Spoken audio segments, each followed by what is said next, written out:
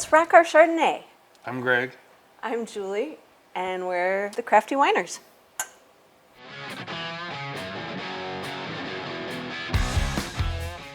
So when did we start this? We started it March 8th.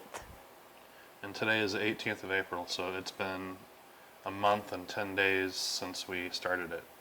So being a white wine, and it's using Fresco cider yeast, and it was in our 55-degree fermenting room, it took a little over a month to get through the fermentation process. And we just noticed now that it's bubbling again because we've got it in our 72-degree room here.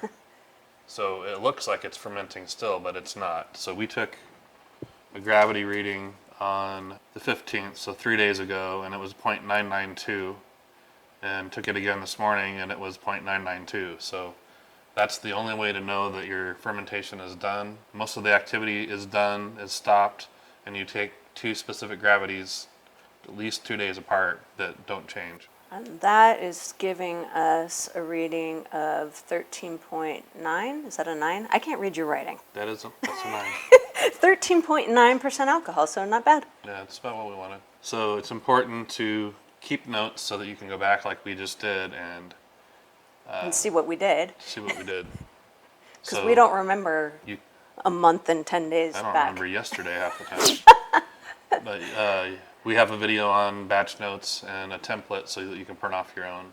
It's up there. So what we're going to do now is transfer the wine, called racking the wine, from the primary fermenter into this wide mouth gallon jar. And this is sometimes entertaining, and sometimes we get a bath. It's easier if you do this lower, but so that you can see it. We're doing it up high above us. So the last time we did this, I got a face full of wine. It's not the worst experience. I got a face full of wine too. Yeah. Normally I sit on the floor with the second jar, so it's a straight shot down, but you wouldn't be able to see me down on the floor next to my dogs. Well, we do have, tonight is the first night that we'll have a CorgiCam, as long as the battery holds up. Yeah, it's at 2%. So we do have a new phone that we're using to capture what the dogs are doing. And right now it is extremely boring. Absolutely nothing. Sleeping. And that might be the case the whole filming, but we'll see. So this is called an auto siphon. This is a step above what you get in most kits because it's very easy to start the siphon process. So I guess we're ready to demonstrate that now.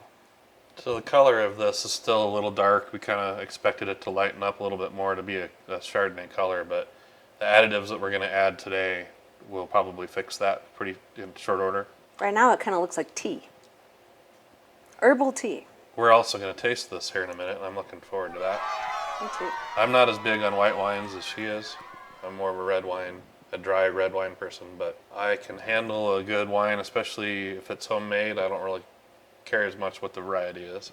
Especially in the summer, Chardonnay's nice because it's chilled. And you can also carbonate it. Yes, you can.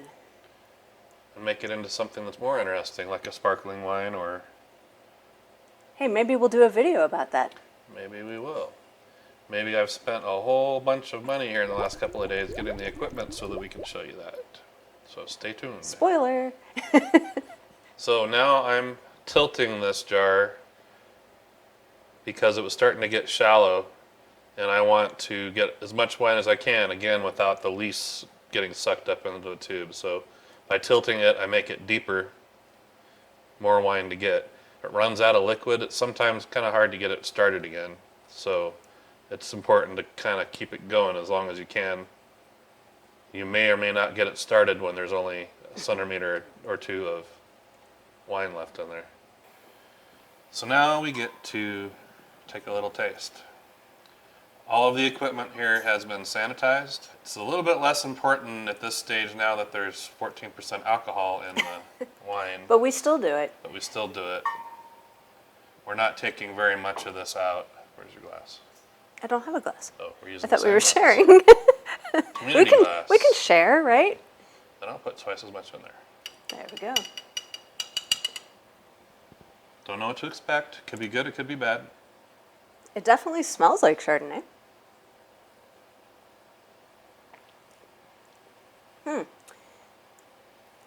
I like it. I think it's good.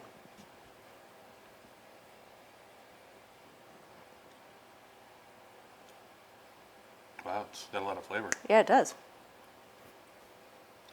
It's better than Yellowtail. Again, she's the connoisseur on the Chardonnay. Tastes to me, it tastes like Chardonnay. A lot better than the Chardonnay we had in Mexico. Oh. This isn't the best time to taste it. This is just kind of giving us an idea of the level of sweetness and all the flavors that we would expect to be there are there, and they are. And it's not super chilled right now either because it's been sitting out in sitting the out. warm. So it'll be better when it's chilled. It's good. Go ahead. It's good. It's got a great flavor. I think it's really well And balanced. the longer that it ages, the better it's going to taste. So this is a very good starting point for that process. This is Chiesa, which we haven't used in our other videos because we were out and had an order get lost, and so we didn't use it. But Chiesa and Chardonnay together both help clarify the wine, so this will end up hopefully being a whole lot lighter color just because of these. But one of these works on negatively charged particles and one works on positively charged particles. And it's best if you let one work about an hour before you add the other. So we're going to add Chiesa now, and then we're going to work on adding the other ingredients before we add it back into our must. So These are both liquid. I'm going to add only 1/8 teaspoon of this, so that might be a little bit tricky with this big bottle and this teeny tiny little thing. Well, it's not the end of the world if you get a Smell little over. Whoop. That's a little over. Well, I'd like to see you do that. I couldn't. I wouldn't. That's why I'm not doing it. Okay, so she's got that in there. Gently stir it for a couple of minutes, maybe 3 minutes. You don't want a lot of bubbling. You're not wanting to introduce oxygen at this point. Oxygen in part 1 of this video was good, but in part 2, when there's alcohol present, It's bad. oxygen can damage the wine, mute the flavors, destroy the color. So, I think white wines are particularly sensitive to the oxygen too, because you can't store them for very long after they've been opened. part of the reason that the racking worked the way that it did, we had the tube, I should have pointed out, the tube was at the bottom of this gallon jar. Keep it at the bottom so that we're not splashing the wine into it while we're racking, for again, the same reason with oxygen. We have a video on oxygen management that you can watch if this is all foreign to you. Okay, I stirred this up for about 3 minutes, which is good enough because we're going to stir it again for about 5 minutes here in a little while. After we add all of these other ingredients. So the next thing that we're going to do is take out some of this to mix the ingredients in. This is so long, it's almost Probably could have clumsy used. long. We could have used a We short could have one. used the short one for this. Oh well, it works. I think 1/4 cup is about up to the rings on Yeah, this. this bottom ring right here. You just want enough to be able to absorb all these ingredients we're going to be putting in there, and that should be plenty, I think. All right. So the next ingredient, Is this Chardonnay? It's also liquid and kind of messy. so and again, the queso is in here working right it's now. sitting. We're not putting that into here, we're putting that into here. We'll get it all prepared and then so we'll add it that we're when it's prepared, ready. yeah. And this is, you add a whole teaspoon of this. And I fight with this bag every single time. Yeah, we need to go back to having a big container like we do the queso. Yes. This was purchased before we were trying to demonstrate stuff on videos. So This is not conducive to demonstrating. Okay, I think you got it. we use little clips, binder clips, to keep our liquids. Oh, actually, most And of our these, powder, too. Most of these closed, which works okay, but Okay. it also needs to be put into a Ziploc bag as well if you do it that way. Does it say what Chardonnay does to your clothes if you spill it on your lap? They fall off. I think. Oh, great. Well, we're going to have a problem. Okay, we got the Cheetos in. Then we've got this wonderful thing called potassium metabisulfite. I think I said it right. And there's just a teeny one of this that goes in, 1/16 of a teaspoon. This is another one that we use two kind of in conjunction with each other that each do a similar thing but in a different way. But basically that and potassium sorbate are going to make sure that there isn't going to be a yeast party happening in our must anymore. A yeast party, that kind of sounds fun. Yeah, for them it is. But it's going to keep fermentation from starting back up. A lot of people don't put these in unless they're going to back sweeten. We do it regardless, partly because at that point we have a methodology. This just makes sure that you're not going to end up with a bottle bomb. There isn't going to be a way for the yeast to get happy again if sugar gets introduced, or if there's still sugar in here and something went wrong and we didn't realize it. There isn't very much sugar. Oh, we didn't give our gravity readings. Where is the touch note? Right here. Let me add this last ingredient here real quick before I forget what it is. 1/4 teaspoon of bentonite, which is also helps with the clarification process. It's a clay and it binds the particles to it. And so that's what it does. So one of our viewers, Ren Gifts, pointed out to us after, I think, part 1 of this video, that research had been done that shows that it's more productive to put the bentonite in at this stage than at the beginning. So if you're really observant, you'll notice this is the second time that we've put bentonite into this, because Yeah. we did it in part 1. Because we used to put it in at the beginning. She pointed that out. We went back and researched it and saw that it is indeed true that if you put it in at this stage, it can be more effective. So we've adjusted our recipe. Thank you. Yes, thank you very much. And we, again, this is the second time that we've added bentonite, but you won't see that on future ones. Okay. And it's not going to hurt to put bentonite in again. So now we want to wait. We want to give this quesosol About an hour, yeah. before we add this and mix it in real well. So, But you don't have to wait here for an hour. but I also have to give you the gravity reading. So Oh, that's right. initial gravity on this was 1.095, and the final gravity was 0.992.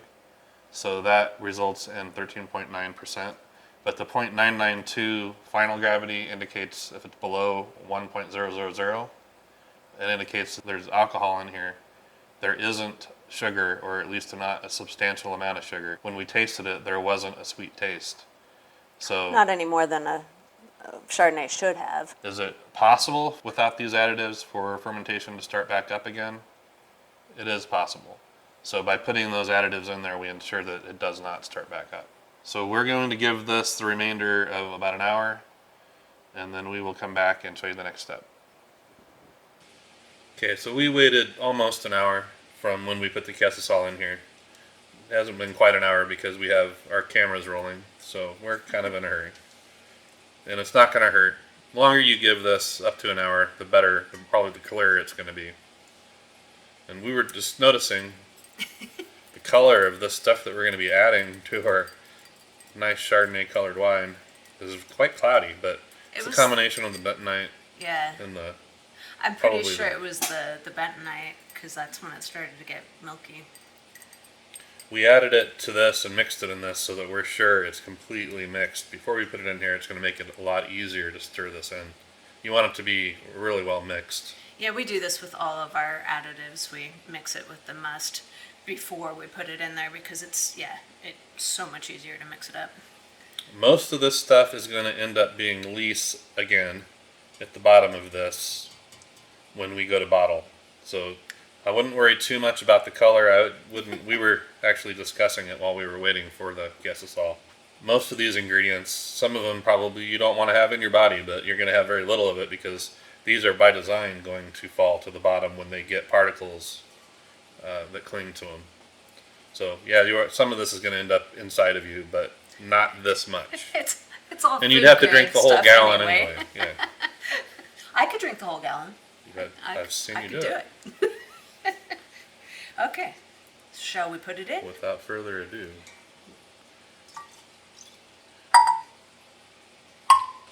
And normally we would probably squeeze a little juice out, and we can, but it actually, most of it came out. It's just the clay actually in the bottom that stuck a little tiny bit, not much. And just try to get it off the sides, and then she can swirl it around. And I'm sure you can't see it on camera, but this is foaming a little bit now. Because there is still quite a bit of CO2 in this from the fermentation process. Which... But we're going to take care of that in a second. Spoiler. Sorry. I ruined the whole movie now. As close to 5 minutes as you're physically able to do to make sure that this is really well incorporated. Again, you need to stir gently and not add any oxygen to your must.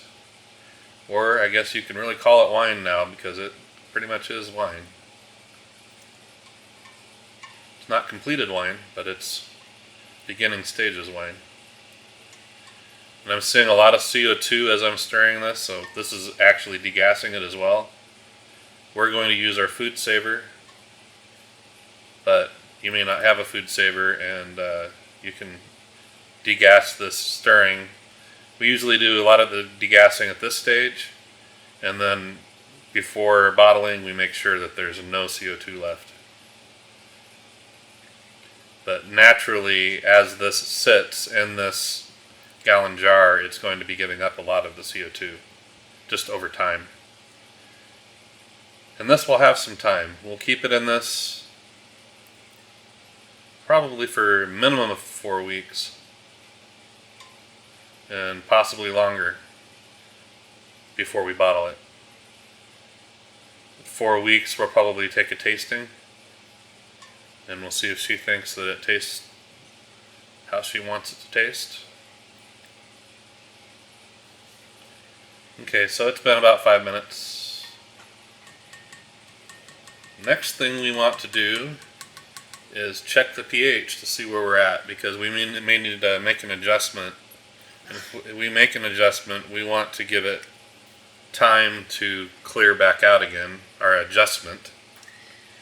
And we don't like doing pH. It's maybe the thing of winemaking we like the least. Mainly because it can be a real pain, and it can change the color and the taste if you have to adjust the pH.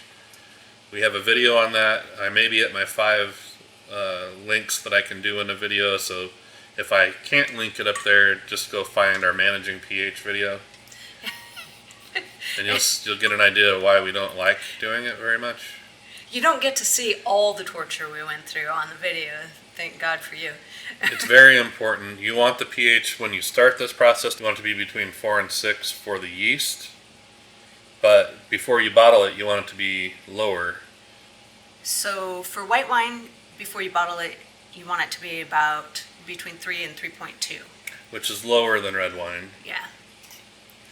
We bought a new pH. This is the first time we've used it. This is the first time. It's a little bit more expensive than the one that we've been using. I hate the one we've been using. The one we've been using, for one, the battery life is really bad.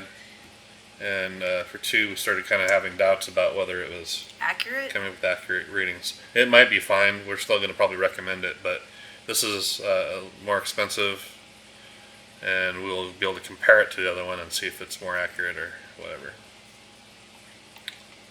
I'll have the link for this one, as well as probably the old one, in the description. You can choose based on price. And we'll do a video on all the different ways to test pH sometime here in the future, and you can figure out which one's best. We have strips too, but yeah, we prefer to use a meter.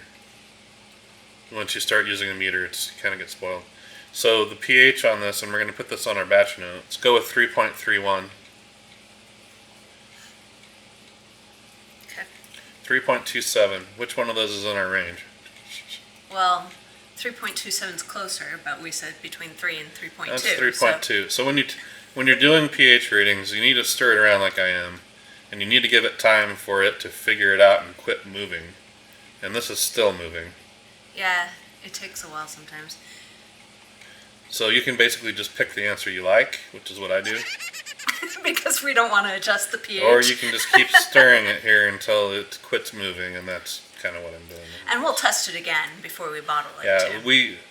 It's not important until you bottle. The pH level will make it more stable for storing for long term, and it also gives the acidity level that you probably want in the taste. Mm-hmm. But We check it now at this stage because we've got 4 weeks here for any chemicals that we have to add to fall to the bottom. If we waited until bottling stage, we may have to delay bottling if we find out the pH is too high or too low. So this has stayed on 3.13 here for a while, so let's go with that. Okay. And our range for... It's right. Three. I was looking at the sediment at the bottom going, what the heck? But that's from our... That's leftover bentonite. It's like, is there stuff coming out of this? But no. So 3.13. So this was sanitized right after we took it out of the box. Yep. And I'm going to, because it's sanitized, I can put this back in here and not waste it. And our effective range, our good range again for white wine pH when bottling is... Between 3.1 and 3.2. So 3.17 is in that range. Oh, you told me 3.13.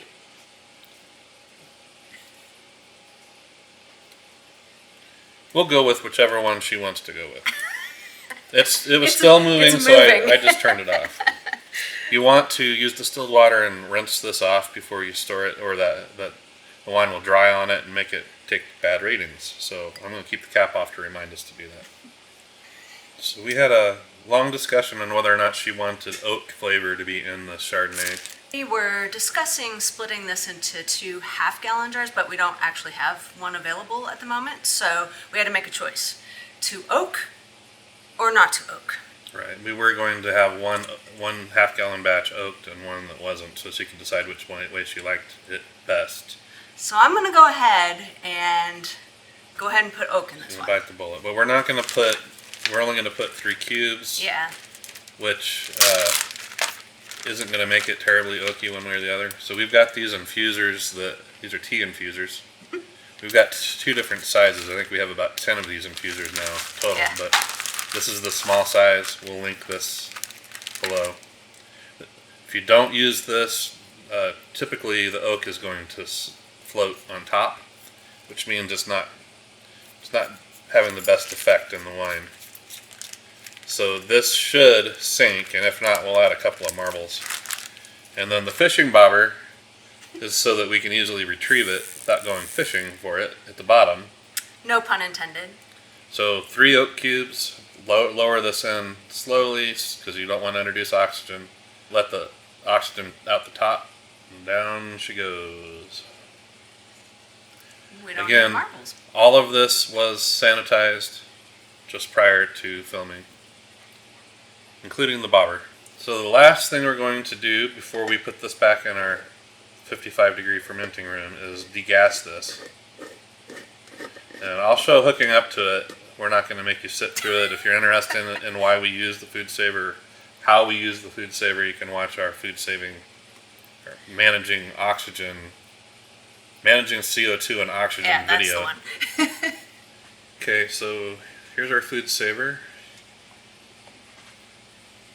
One end of the silicone tube hooks up to the accessory hose, and the other end goes into the airlock hole on top of the lid, like that. So again, we won't make you sit through this, so we're going to do this for about 10 minutes and then we'll be back. So we degassed for about 10 minutes. There wasn't a whole lot of bubbles coming up, but it's just a little bit less degassing we've got to do on bottling day if we do a little bit of it now. So put an airlock in, half full of Star Sand solution, and this goes back now into our fermenter for, I'm guessing, probably about 4 weeks. And then all that's left to do is bottle it. And we aren't going to actually show that as part of this video series. This is really the end of the recipe because bottling is the same for all wines that aren't carbonated. We will have a carbonation bottling video Yeah. coming up soon once all the equipment arrives, so that we're going to be just demonstrating. And once We're we gonna try figure out some- how not to blow ourselves up. Well, we're going to try some experimental, at least as far as we're concerned, carbonating equipment. So kind of excited for that. Well, since our premiere of the CorgiCam has been kind of boring, Because they've been sleeping sleeping. here the entire time, I'm going to see if I can get them to stand up and do something fun. Pepe, Pepe.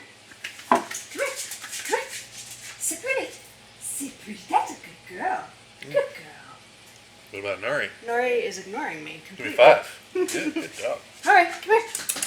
Nori. Nori. Nori, come here. Okay, you do too. Sit pretty. Can you sit pretty? Sit pretty. Yeah, that's a good girl. That's a little excitement.